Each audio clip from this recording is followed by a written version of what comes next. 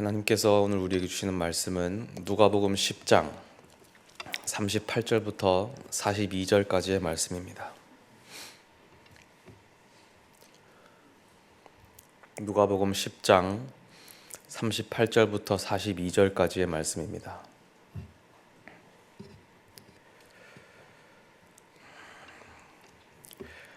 하나님의 말씀을 한 목소리로 봉독하시겠습니다. 그들이 길 갈 때에 예수께서 한 마을에 들어가시매 마르다라 이름하는 한 여자가 자기 집으로 영접하더라. 그에게 마리아라 하는 동생이 있어 주의 발치에 앉아 그의 말씀을 듣더니 마르다는 준비하는 일이 많아 마음이 분주한지라. 예수께 나아가 이르되 주여, 내 동생이 나 혼자 일하게 두는 것을 생각하지 아니하시나이까? 그를 명하사 나를 도와주라 하소서.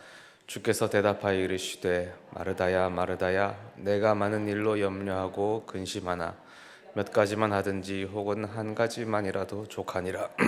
마리아는 이 좋은 편을 택하였으니 빼앗기지 아니하리라 하시니라. 아멘.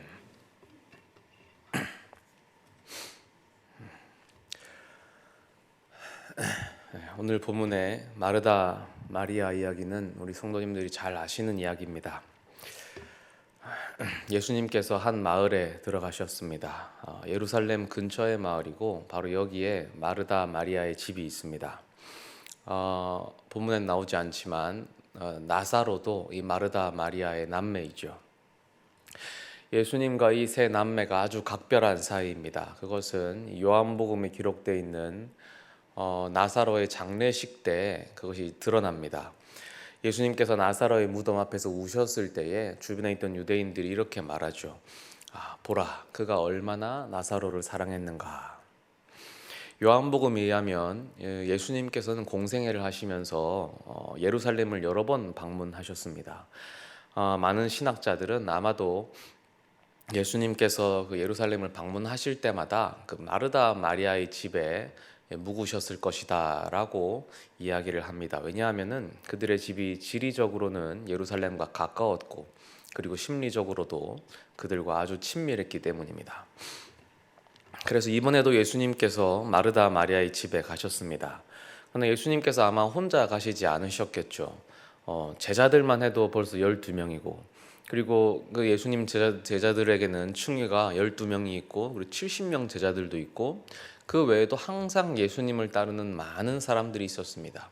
말씀을 듣기 위해 모이고 또 병 고침을 받기 위해 모이고 항상 사람들을 모으고 다녔습니다.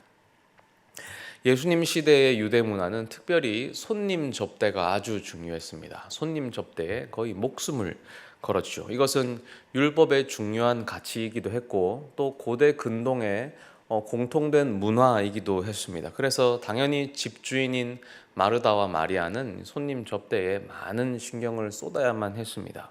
그래서 그것을 여러 가지로 바빴을 것입니다. 하지만 잘 알다시피 바쁜 것은 마르다 혼자였습니다. 마르다가 열심히 준비하는 동안에 이 동생 마리아는 그저 예수님 발치에 앉아서 그냥 예수님의 말씀을 듣기만 할 뿐이었습니다. 누가 보면 마리아도 손님인 줄 알았을 겁니다. 이 마르다가 보면서 이 분통이 터졌겠습니까? 안 터졌겠습니까? 아마 가서 머리를 한 대 쥐어박고 싶었을 것입니다. 아마 마르다가 먼저 직접 동생에게 가서 이야기를 했을 겁니다. 동생아, 일 바쁜 거 안 보이니? 이리 와서 좀 거들어라. 그러나 동생 마리아가 말을 안 들었겠죠. 세상에 어떤 동생이 언니가 말한다고 그 말을 듣겠습니까? 저는 사실 혼자 자라서 이 형제 자매 관계를 잘 몰랐는데 이제 형제를 낳아 보니까 알겠습니다. 형제 자매끼리 말한다고 네 하고 들을 리가 없습니다. 그러니까 이제 마르다가 예수님께 부탁을 하죠. 주님, 제 동생이 저 혼자 일하는데 그냥 내버려 두실 겁니까? 예수님이 말씀 좀 하셔서 저를 좀 도와달라고 하십시오. 그랬는데 예수님의 대답이 반전이죠. 예수님은 마리아를 그냥 놔두라라고 하셨습니다. 오늘 본문은 사실 여러 가지로 우리에게 고민거리입니다. 단순히 생각하면 이런 결론을 얻을 수 있습니다. 중요한 것은 예수님의 말씀이구나. 마리아가 말씀을 사모하여 예수님의 발치에 앉아 있었기 때문입니다.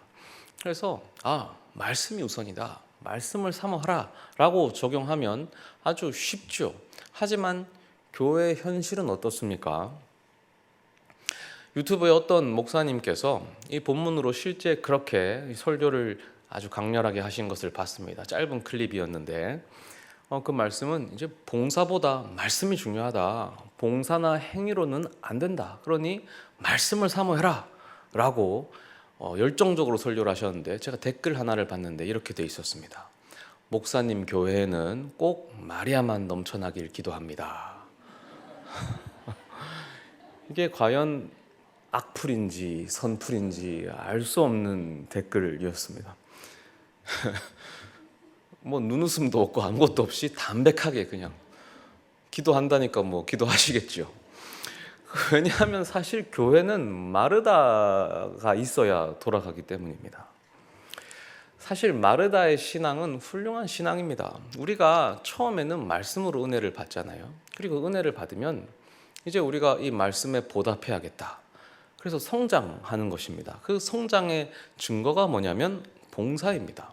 예배 봉사, 차량 봉사, 주방 봉사, 전도 봉사 등등 여러 가지 봉사, 의료 봉사 여러 가지 봉사를 하는데 그 봉사가 바로 마르다이죠. 이것이 당연한 순서입니다. 이것은 뭐 트집 잡을 것도 없고 당연한 것인데 예수님이 여기에 대해서 반대를 하신 것이죠. 마리아를 마르다의 자리로 올리려고 했는데 그것을 막으신 것입니다. 마리아는 마리아의 자리를 지켜라. 그가 좋은 편을 택하였으니 빼앗기지 아니하리라. 우리가 이 말씀을 조금 더 깊이 묵상할 필요가 있습니다. 뭔가 놓치는 부분이 있지 않을까.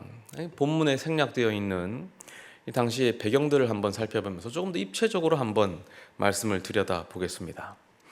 먼저 여기가 마르다 마리아의 집이라고 했는데 예수님 시대에 집을 보유하고 있다는 것이 어떤 의미인지를 한번 살펴봐야 합니다. 마리아, 마르다 그리고 나사로 이 세 남매는 아마도 부모가 없이 살아야 했던 것 같습니다. 하지만 힘들었겠죠. 그래도 집을 소유했다는 것은 최소한 이 중산층 이상의 생활을 영위했다는 것을 의미합니다. 그랬기 때문에 다들 집이 없기 때문에 하인이거나 그랬기 때문에 예수님께서는 예루살렘에 올 때마다 마르다 마리아의 집에만 가셨던 거예요. 신학자들이 이렇게 추측하는 이유는 그만큼 집을 소유하는 것이 아주 흔하지 않은 일이었기 때문입니다.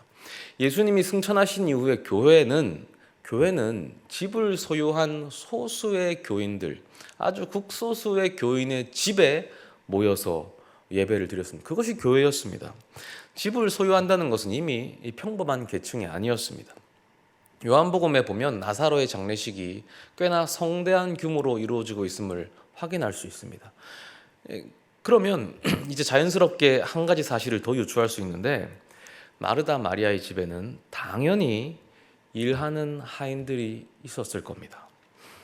노예들도 있었고 이것은 필연적인 결과입니다. 이 시대 하인을 부르는 것은 오늘날 우리가 스마트폰을 쓰는 것, 컴퓨터를 쓰는 것, 자동차를 타는 것, TV를 보는 것, 그것과 당연한 일입니다. 당연한 거예요. 안 쓰는 게 이상한 거예요.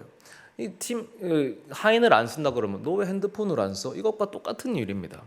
당연히 마르다 마리아의 집에는 하인이 있었고 설령 없었다 하더라도 집에 손님이 오면 당연히 하인을 그날은 고용하게 되어 있습니다.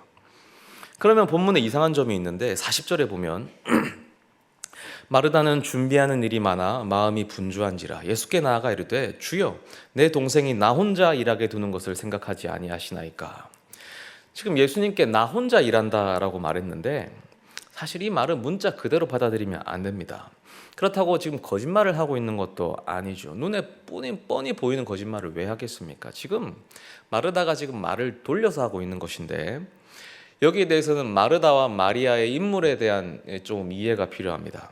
마르다와 마리아는 캐릭터가 조금 상반됩니다. 마르다는 둘째입니다. 둘째도 둘째 나름이겠지만 어쨌든 지금 마르다는 상황 판단이 굉장히 빠른 캐릭터이고 그래서 예의도 아주 바른 사람입니다. 반면에 마리아는 그런 능력이 좀 떨어집니다. 막내입니다. 자기 하고 싶은 대로 다 합니다. 나사로의 장례 때를 떠올려 보면 예수님께서 먼 길을 오셨죠. 그 소식을 듣고 마을 앞에까지 마중을 나간 것은 마르다였습니다. 물론 예수님께서 늑장을 부리셨습니다. 당연히 원망스러웠겠죠. 그런데 그 앞에서도 마르다는 아주 정중하게 나가서 부활의 언어를 고백합니다. 마지막 날에 부활할 것을 믿습니다. 그게 마르다였습니다. 그때 마리아는 뭐 했습니까? 집에 딱 틀어박혀서 나갈 생각 안 하죠. 예수님이 오셨다고 하는데도 못 들은 척합니다. 분명히 마르다가 마리아에게 같이 가자고 했겠죠. 근데 안 나갑니다. 왜? 섭섭하다 이거죠. 자기 하고 싶은 대로 하는 거예요. 예수님을 만났는데도 원망의 말만 쏟아냅니다. 우리 오빠가 예수님만 일찍 왔어도 안 죽었을 겁니다. 이게 마리아예요. 오늘 본문의 상황도 딱 그런 일이 벌어진 겁니다. 마리아는 하고 싶은 걸 한 거고, 근데 마르다는 그러지 못한 겁니다. 여러 가지 일로 지금 고민이 되는 것인데 이것저것 계산하는 건데 무엇을 그렇게 계산했을까? 지금 어쨌든 마르다는 이것저것 계산하다가 도저히 안 되겠다 싶어서 마리아를 저기서 끌어내야겠다라고 결론 내리고, 그래서 예수님께 우회하는 언어로 부탁을 드린 것입니다. 예수님, 제가 말을 한 거죠. 혼자서 일하기가 힘듭니다. 정중한 언어로 마리아 좀 나오게 해주십시오. 그러니까 중요한 것은 지금 뭐냐면 마르다가 혼자 일해서 힘들다는 게 아닙니다. 마르다는 혼자서 일하지 않습니다. 하인들이 있어요. 중요한 것은 마르다가 이것저것 계산하고 있다는 점입니다. 41절에 주께서 대답하여 이르시되 마르다야 마르다야 내가 많은 일로 염려하고 근심하나. 이 많은 일로 염려하고 근심하다가 킹 제임스 버전은 careful and troubled about many things. about many things. 많은 일들로 염려하고 근심하고 있다.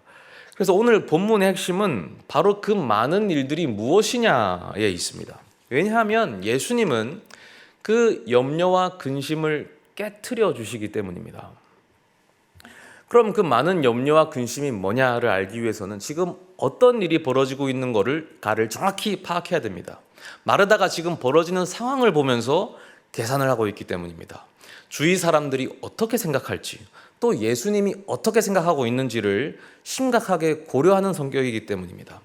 우리에게 일단 주어진 것은 39절 한 절인데 그에게 마리아라 하는 동생이 있어 주의 발치에 앉아 그의 말씀을 듣더니, 이것은 단순히 마리아가 지금 발 앞에 앉아서 설교를 들었다라는 이야기가 아니고 여기 중요한 유대적 수거가 있는데 발치에 앉았다라는 수거입니다. 이 말은 누군가의 제자가 되었다라는 말입니다.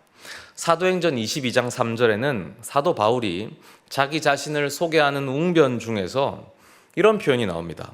나는 유대인으로 길리기아 다소에서 났고 이 성에서 자라 가말리엘의 문하에서 우리 조상들의 율법에 엄한 교훈을 받았고, 이 가말리엘의 제자라는 표현을 킹 제임스 버전은 at the feet of 가말리엘,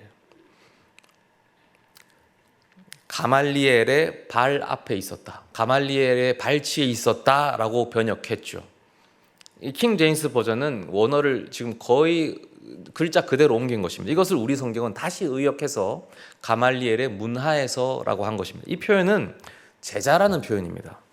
그래서 오늘 마리아가 한 행동은 단지 예수님을 설교를 들은 것이 아니고 단순히 예배에 참석하고 말씀을 사모한 것이 아니라 예수님의 이 제자가 되겠다고 선언한 행동입니다. 굳이 조금 비교해 보자면 이제 마리아가 대학교에 갈 나이가 되었는데 나는 일반 대학교 안 가고 신학교 가고 신대원 가겠다라고 하면서 이 신대원 입학증을 들고 와가지고 딱 들이밀어낸 그런 행동과 아주 유사한 것입니다. 그런데 여자 목사라고 하면 오늘날에도 여자 목사를 허락하지 않는 교단이 얼마나 많습니까? 인정하지 않는데 과연 2000년 전에 중동에서 여성이 랍비의 제자가 된다. 지금 예수님의 객관적인 지위는 유대인 랍비이거든요. 이것이 과연 가능한 이야기일까? 여성은 유대에서 랍비의 제자가 될 수 없습니다. 그런데 마리아는 당돌하게 자기 하고 싶은 대로 원하니까 예수님의 발치에 앉아버린 것입니다. 그걸 보는 마르다가 너무나 걱정이 됩니다. 다시 한번 말씀드리지만 혼자 일하는 게 벅찬 게 아닙니다. 이 일은 하인들이 합니다. 사랑하는 여동생이 걱정되고 염려되는 겁니다. 부모 없이 세 남매만 여기까지 자랐습니다. 마르다가 언니이고 마리아를 얼마나 챙기겠습니까? 부모가 보듯이 챙기는 겁니다. 지금 예수님 주위에는 남자들만 바글바글합니다.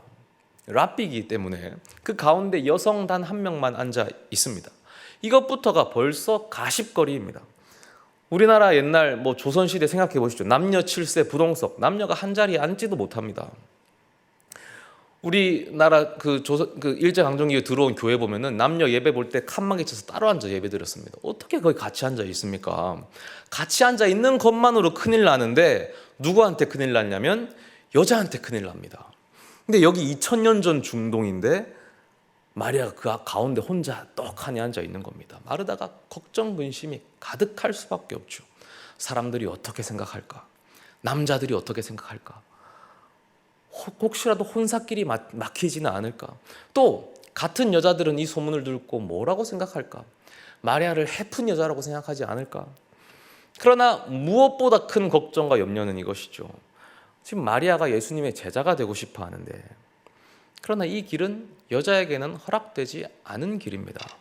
그러니 이 선택이 예수님을 노엽게 하지는 않을까라는 염려와 걱정을 하게 되는 것입니다.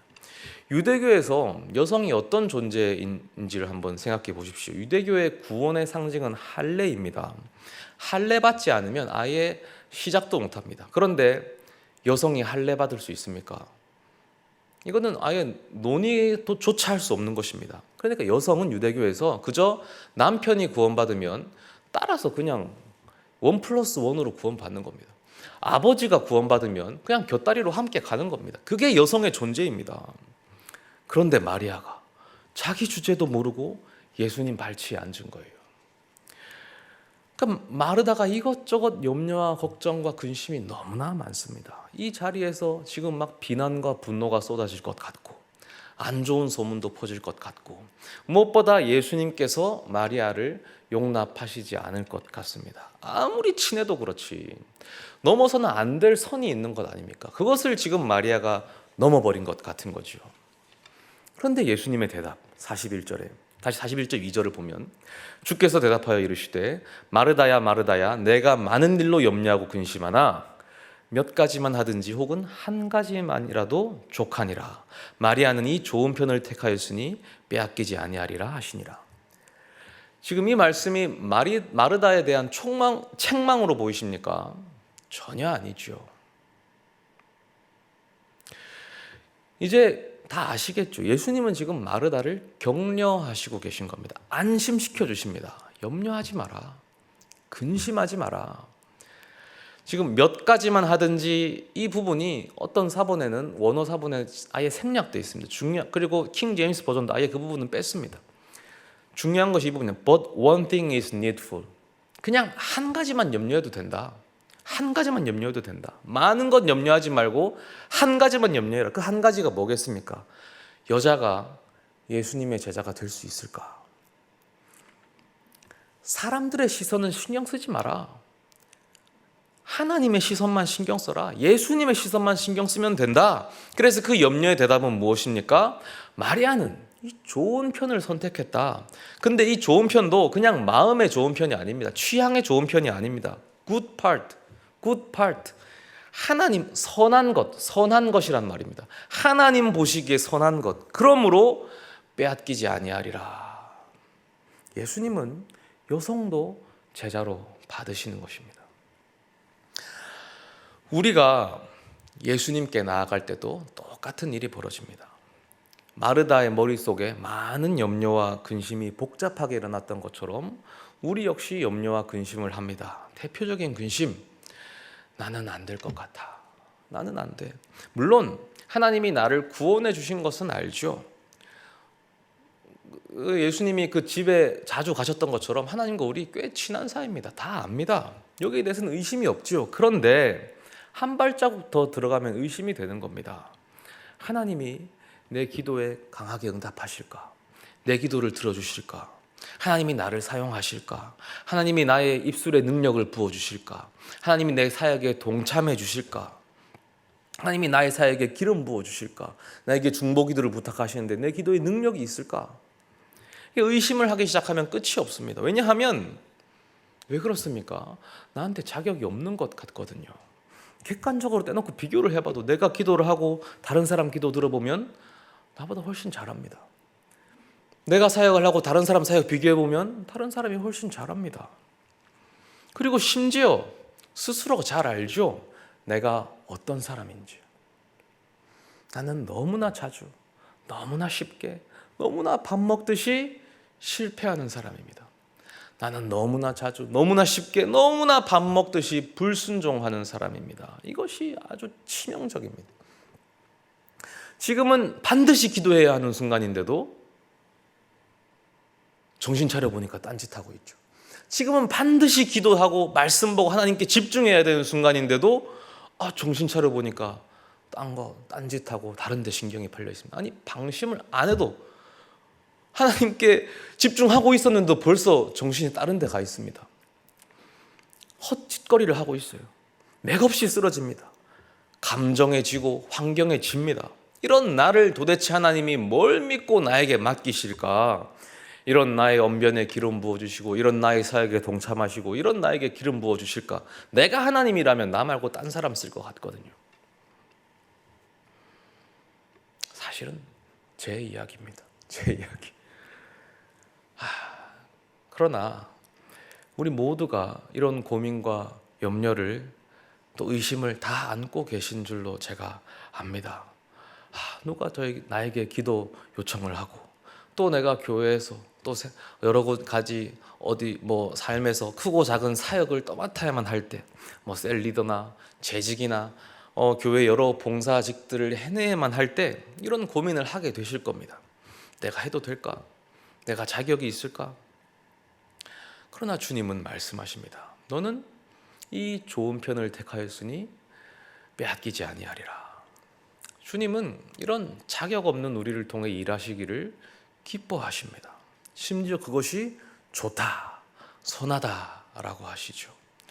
오늘 본문의 마리아는 담대함으로 주님 발치에 앉아 있었습니다. 그리고 예수님께서는 그 믿음을 선하게 받으셨죠. 요한복음에 가보면 이 사건 이후에 그리고 나사로의 부활 사건도 있은 이후에 마르다 마리아의 집에서 있었던 또 다른 사건이 소개됩니다. 마리아가 예수님의 발에 향유를 부은 사건입니다. 이 일은 사실은 오늘 사건과는 비교가 안 될 정도로 무시무시한 사건, 충격적인 사건이었습니다. 훨씬 논란이 됩니다. 왜냐하면 마리아가 예수님 발에 향유를 붓고 자기 머리카락으로 닦았습니다. 당시 문화에서 여성의 머리카락은 성적인 부위였습니다. 여성의 머리카락은 남성의 성욕을 유발시키기 때문에 여성은 공적인 자리에서 반드시 머리를 가려야 한다. 이것이 당시 랍비들의 공적인 가르침, 상식적인 가르침이었습니다.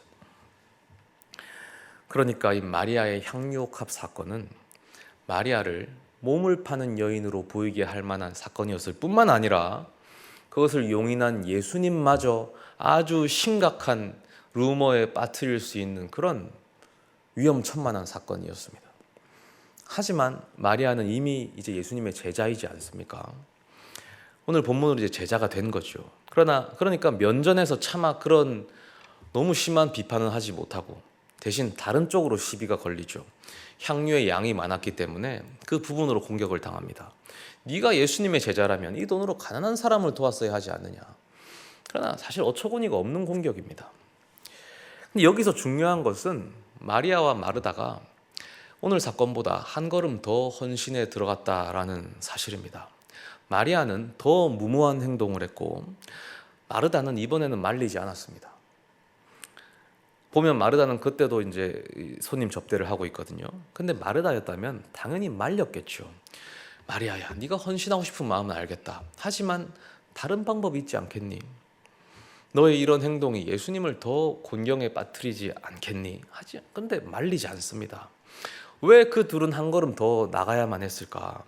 요한복음 12장 7절에 보면 예수님이 그 마음을 알아주시죠.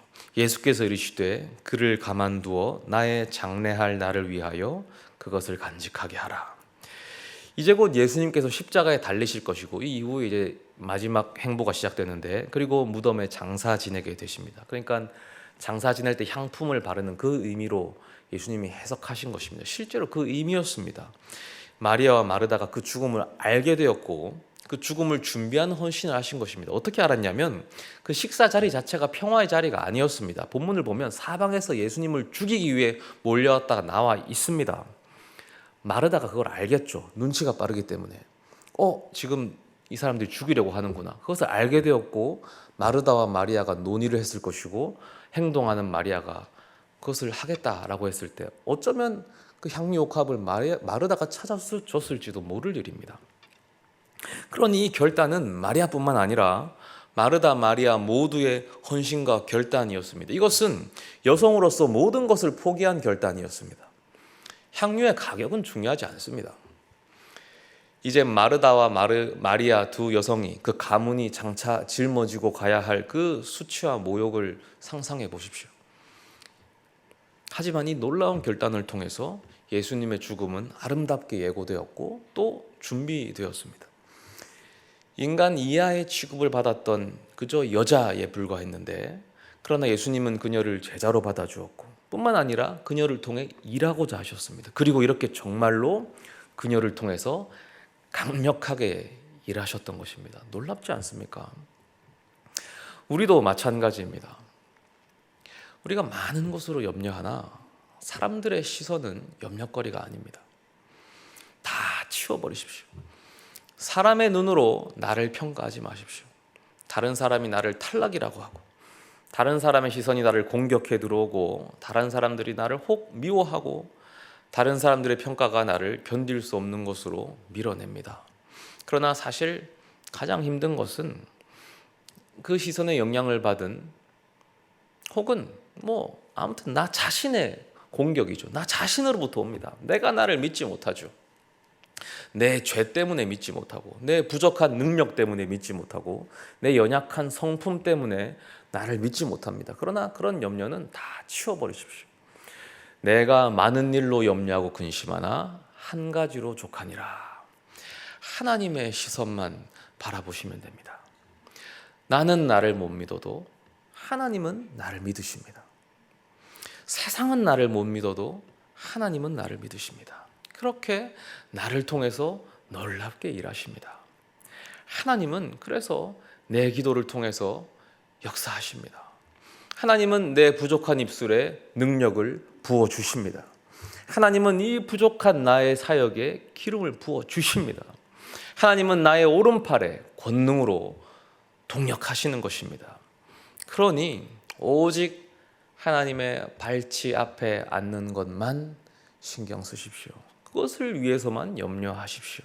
그러면 하나님이 하십니다. 그 좋은 편을 택하였을 때에 결코 빼앗기지 않을 것입니다. 우리 함께 찬양하겠습니다.